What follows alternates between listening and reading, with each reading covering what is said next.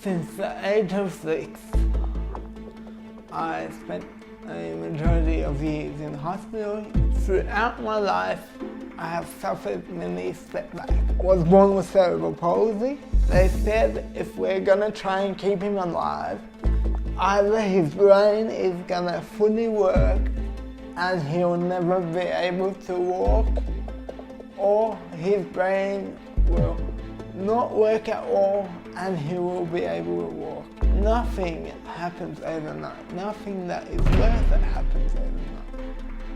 You need to work on it. It may take a week, it may take a day, it may take a year. I live a life filled and fueled by gratitude. Hope you're all well. My name is Moustafa Ardati, otherwise known as Moustie, and this is my story. Throughout my life, I have suffered many setbacks.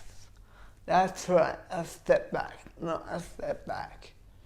Because every time I have a setback, it allows me to reflect upon what has happened, learn from the situation, appreciate the journey, and grow from it and become a better person. You see, my whole life I've had multiple setbacks. When I was born premature, 2 to 3 weeks premature, and I was given excess amount of oxygen. I needed that amount of oxygen to live, but it did permanent damage to my brain, where it affected me to the point that I was born with cerebral palsy. They said if we're gonna try and keep him alive, either his brain is gonna fully work and he'll never be able to walk, or his brain will not work at all and he will be able to walk. Alhamdulillah, I thank God every day that it's the first one, that I have a fully functional brain, because I have been able to teach my body things that doctors and experts told me that weren't possible. Since the age of 6, I spent a majority of years in hospital at Westmead. I used to suffer a severe spasms growing up. About 12, 13 years old, it got really, really bad, to the point of they decided that I would be the first one in Australia to try Botox to relax my muscles.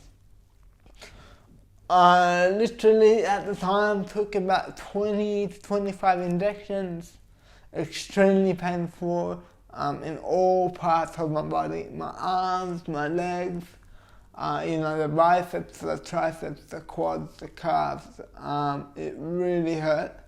But when I was younger, it was worth it because it gave me that freedom. But I learned as I grew older that, too much of anything is not good for you. Yes, it relaxed my muscles, but to the point that it weakened my joints because I wasn't able to build the muscles properly around them. And growing up as a teenager with CP was quite challenging. I had to deal with not only what society thought, what doctors or experts told me that weren't possible, but I also had to deal with convincing my parents, my family, that the doctors weren't always right, that I can do what I put my mind to.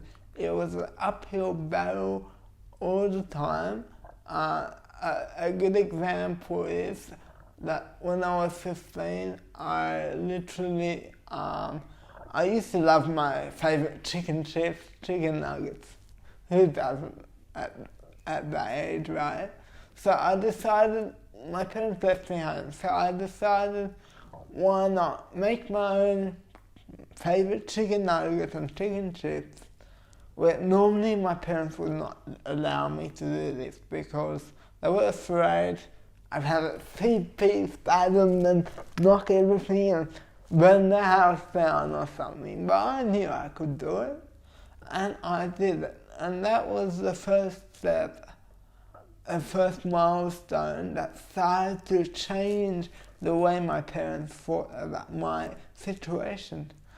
They stopped looking at me as this poor guy in a wheelchair that could not do anything or would end up a so-called vegetable like a lot of other people predicted. And you see, the thing is, as a teenager, specifically from about 15, 16 onwards, I struggled with severe depression. It was a really major step back in my life. Yeah, that's right, step back. I smile at it now because I've learned so much about myself in that situation. I suffered severe depression, anxiety and stress levels. I used to vomit every day. I got really sick.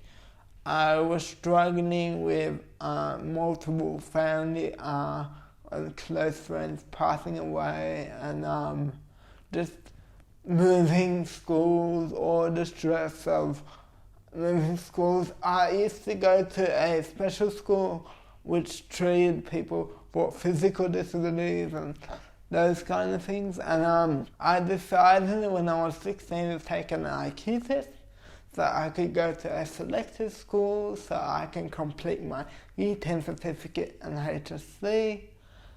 So when I did the IQ test, I passed it really well. I decided to repeat not only Year 10 but go back to Year 9 so I can complete the whole certificate. I really felt accomplished when I got that certificate, but I quickly realized when I was going through my HSC that I was falling behind in my English. My English was struggling, not due to how quick I learned things, but because I lacked the grammatical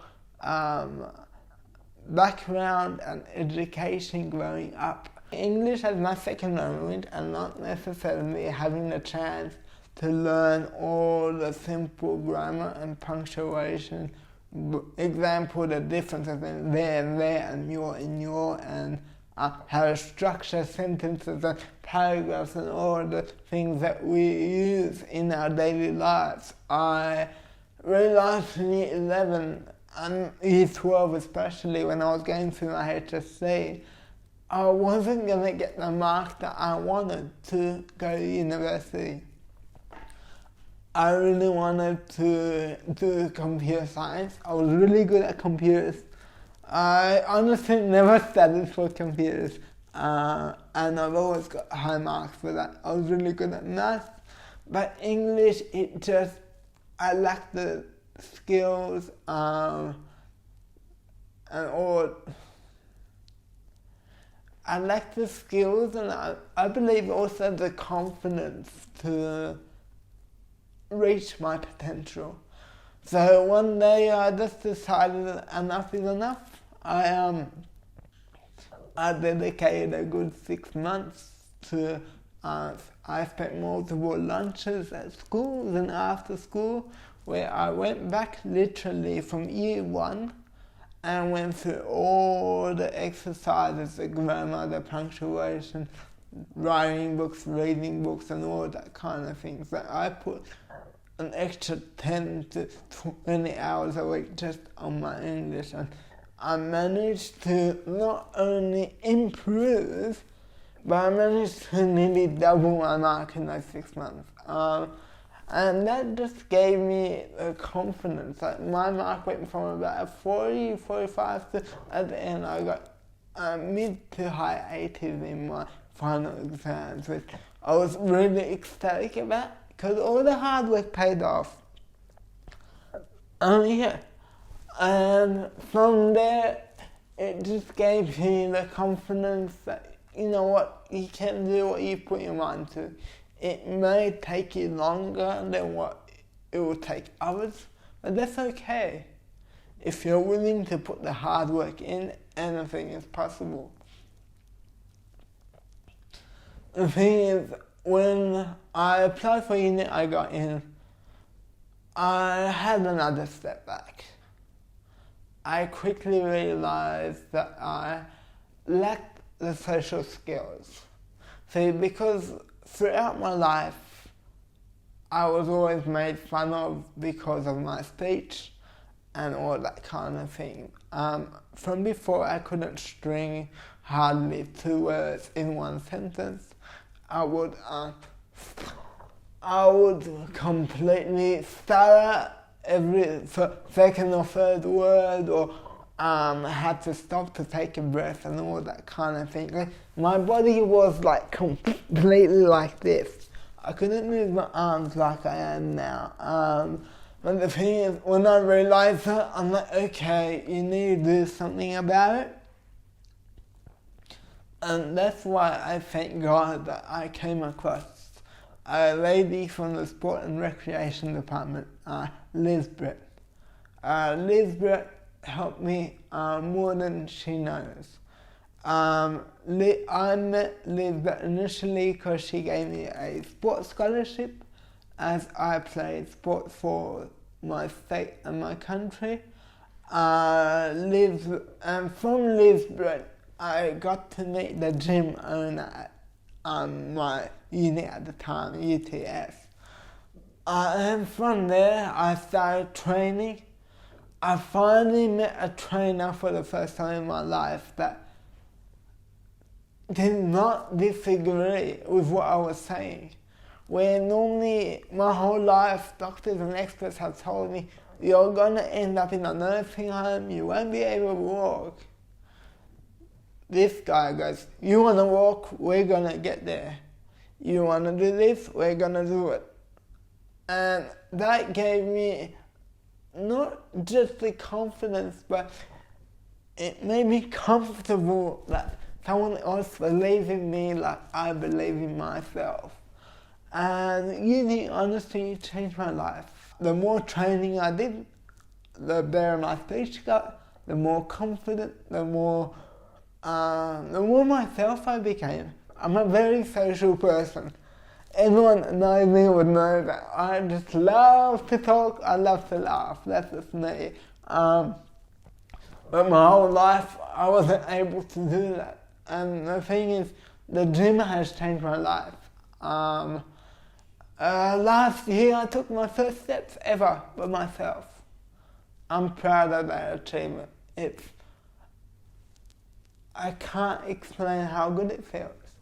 Like, I'll never forget the first time I stood at my door in my house. My brother, sister, 3 sisters, and my parents, they're all emotional. I got emotional when I first started walking.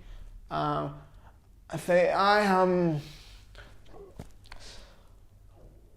typically train 5-6 days a week. I go physio twice a week and chiropractor twice a week.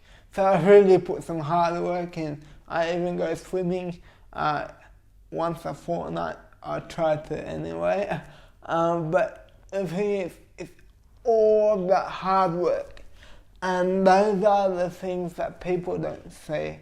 Like, example, if I don't train or I don't go to the gym or train at home, I'll literally be spasming so much that my arms will go crazy right now. It's amazing what exercise and nutrition does, but the most important thing is mindset. Mindset is definitely the reason why I have been able to change my life. The way I have been able to overcome every step back in my life is to be patient, perseverant, persistent, and grateful. I am filled and fueled by gratitude. Like, that's what keeps me humble, that's what keeps me. I'm grateful for all the little things that no one understands. Like, I'm grateful for being able to eat my favorite hot chips and gravy. People don't understand how simple that may sound, or even pistachios. Not because I'm allergic to anything. My whole life I haven't been able to open the shells. Now I can. And that's only been in the last 6 months. But it's so worth it. The hard work is paying off. I appreciate the little things. You get these people complaining about hot coffee, or their shoes are a year old, or or that kind of thing, or there's nothing on TV. Like, whoop-de-doo. Seriously. There are more than 3 billion people. There are more than 3 billion people out there that have no food, water and shelter around the world, all families. So thank God that we have this. Throughout my life, even when I played sport, I used to fast in summer. Mostly I used to play and fast. And I think that instilled my mindset, my strong will to never give up, to always believe in myself, to do things because I want to, not because other people want me to. I think that's what's important. Do things that you're passionate about. Do things because you love to do them, and you will succeed. You will succeed. But it won't happen overnight. Nothing happens overnight. Nothing that is worth it happens overnight. You need to work on it. It may take a week, it may take a day, it may take a year. But once you do accomplish what you put your mind to, there's no better feeling. My whole life I've wanted to help others. I used to do computer science. I did the whole degree. I worked in computers for a couple of years. I was so not happy. Right then and there, I left it. I'm like, it's not about the money. I want to do what I love. And I quickly realized people love to see my progress in the gym as I got better and better and better.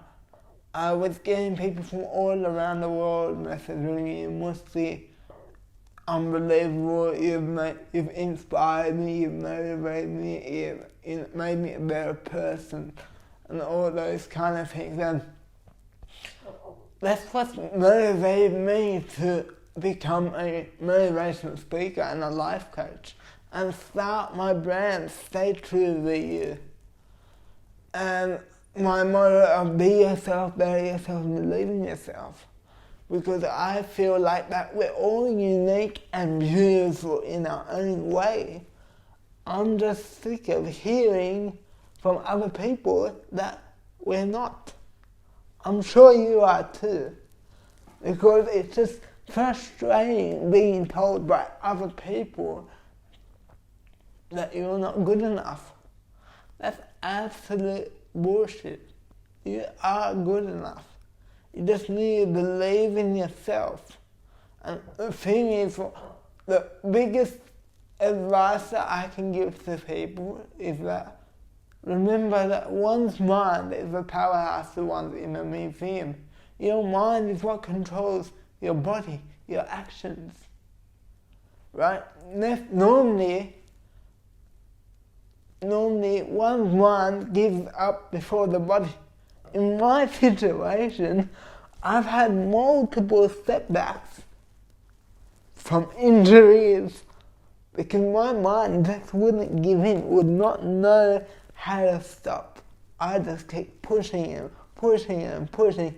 I've learned now to ease off every now and then, but when I first started getting my freedom, imagine feeling like you're locked in a cage for 25, 26 years, depending on someone 24/7, being bullied, discriminated against when you go out, he's in a wheelchair or because of my background or religion or something.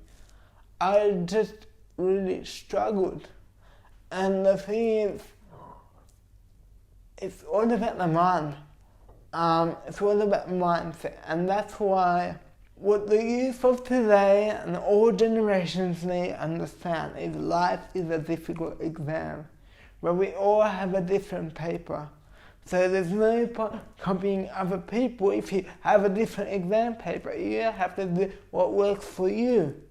And that's why I believe that being yourself, learning yourself, and believing in yourself is the way to succeed in life and achieve anything you put your mind to. I wish you all the best, much love, and stay true, be you. Tell us what you think about this video and don't forget to like, share and subscribe.